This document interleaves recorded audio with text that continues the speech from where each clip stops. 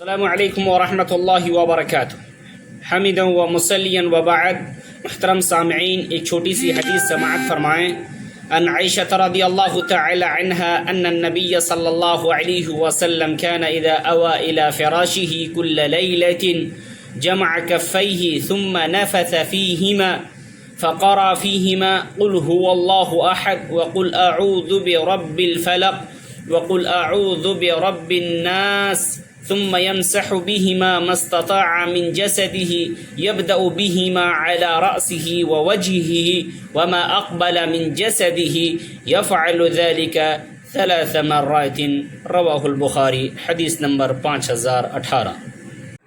اس حدیث کا ترجمہ یہ ہے کہ نبی کریم صلی اللہ علیہ وسلم جب رات میں بستر پر آرام کرنے کے لیے تشریف لے جاتے تو اپنے دونوں ہتھیلیوں کو ملا کر قل هو اللہ احد، قل اعوذ برب الناس اور قل اعوذ برب الفلق، یہ 3 سورتیں مکمل پڑھنے کے بعد اس میں پھونکتے، اور پھونک کے ساتھ حدیث میں روایت ہے کہ پھونک کے ساتھ تھوڑی سی تھوک بھی آئے اور پھر اس کو اپنے پورے جسم کے اگلے حصے میں مل لیتے تھے۔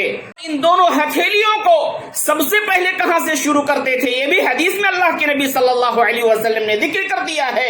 یبدأ بہما علی رأسہ، سب سے پہلے اللہ کے نبی اس کو اپنے سر سے شروع کرتے، سر سے ان کو ہاتھ پھیرنا شروع کرتے، اس کے بعد پورے جسم میں لے کر پورے پیر تک، جہاں تک یہ ہاتھ پہنچتا تھا وہاں تک اللہ کے نبی اپنے اس ہاتھ کو جسم کے اوپر مل لیتے تھے، اپنے جسم کے اوپر پھیرتے تھے۔ یہ عمل اللہ کے نبی کتنی بار کرتے تھے؟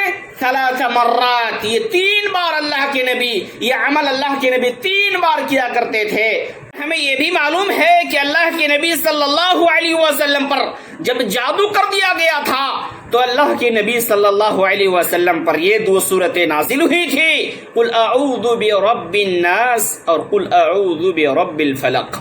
اور اللہ کے نبی صلی اللہ علیہ وسلم اس میں جو 11 آیتیں ہیں، اللہ کے نبی صلی اللہ علیہ وسلم ہر آیتوں کو پڑھا کرتے تھے اور پھر وہ گرہا کھلتا جاتا تھا۔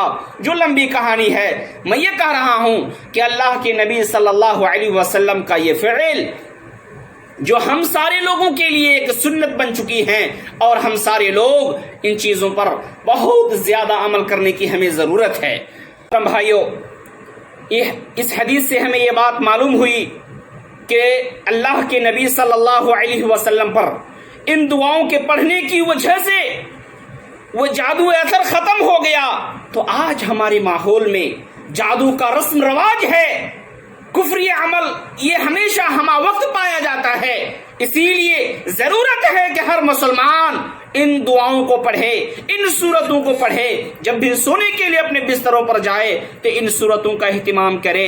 قل هو اللہ احد، قل اعوذ برب الناس اور قل اعوذ برب الفلق، ان 3 سورتوں کو کامل پڑھے، یعنی مکمل پڑھے، اور اس کے بعد جو آگے سورتیں آنے والی ہے انشاءاللہ اگلے ویڈیوز میں آپ کو بتاؤں گا۔